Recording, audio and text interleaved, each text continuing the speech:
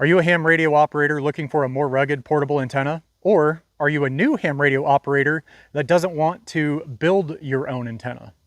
Look no further. I'm launching my own antenna company.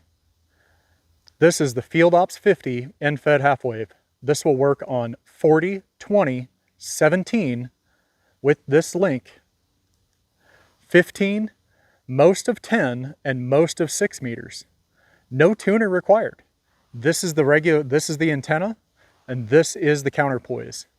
And these are relatively small and will fit just about in any bag. So this is my hand for size.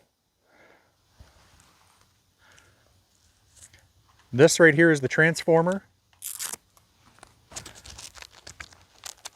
It is in no way connected to this winder, so if you don't want to use the winder for your wire and you just want to wrap up the wire and your transformer, then you can do that and make this an even smaller package.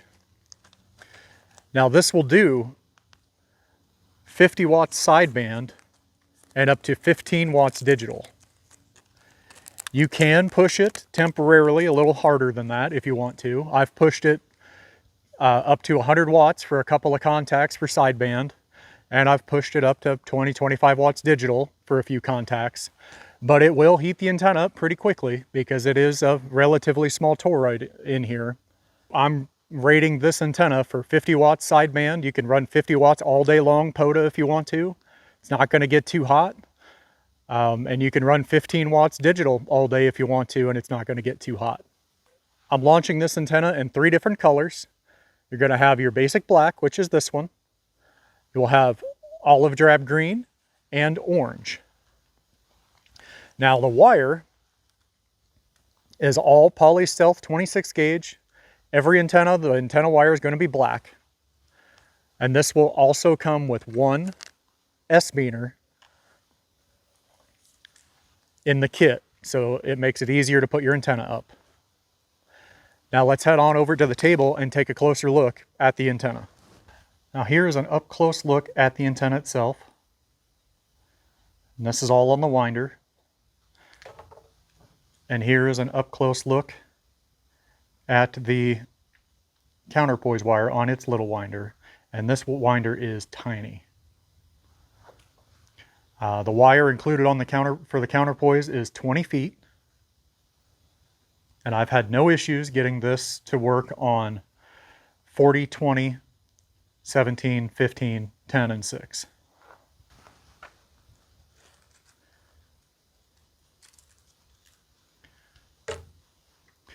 Now here is an up-close look of the transformer itself.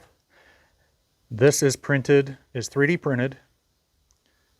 It's made out of PETG, so it's not brittle. It'll stand up to pretty high temperatures. If you live in the far south like Florida or Arizona or out where it gets 100+ degrees, this will be just fine in your car. Just don't stick it in the windshield and it's not going to melt. I haven't had any issues. I live here in Illinois. It's been 100+ degrees. This is typically sitting in my car in case I get a chance to get out and do a POTA. And I've had no issues at all with it. Here's your lug for the counterpoise. Now the counterpoise wire itself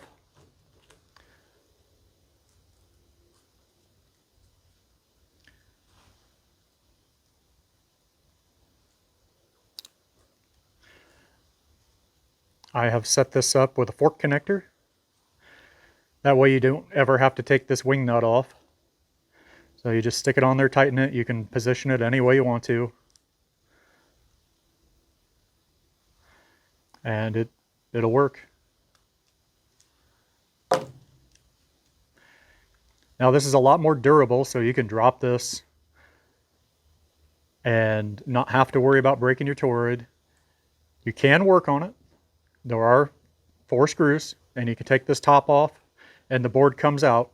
You will have to feed this wire up through, and this is how I'm doing the strain relief on here. The wire feeds in and around and then connects up to the to the circuit board. But these are only going to be sold with a BNC connector. This is the little plastic dust cap. It just goes on there and turns, and it's on there. One nice thing about this, you can use another S-Beaner if you want to hook onto this little rope and hook it to something. Or in the picnic table, you can slide that through the groove and it will stay right there. Now this cord, this is bank line, it's rated for about 300 pounds. I wouldn't try pulling on it with 300 pounds, but it's in there pretty good. It's not going to come out of that hole. It's not going to rip this out.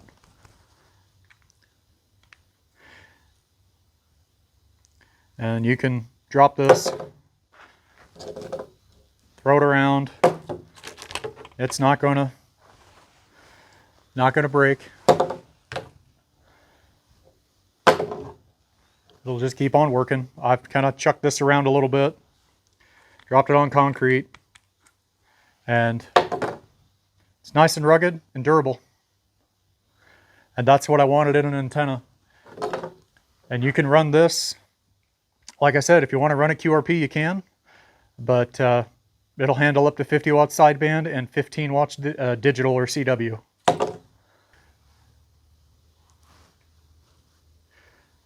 And here is the link for 17 meters. Just pull that pin apart and you get 17 meters. And then put it back together and you get 40, 20, 15, 10, and 6. So this is pretty much the perfect antenna for going out and doing POTA. If you don't normally run 100 watts, I've never had an issue. I typically run anywhere from 30 to 50 to make my battery last longer. And I'm running an FT891 with a 16 amp hour battery. And I can activate for several hours and not have any issues. I currently have these listed in my Etsy store.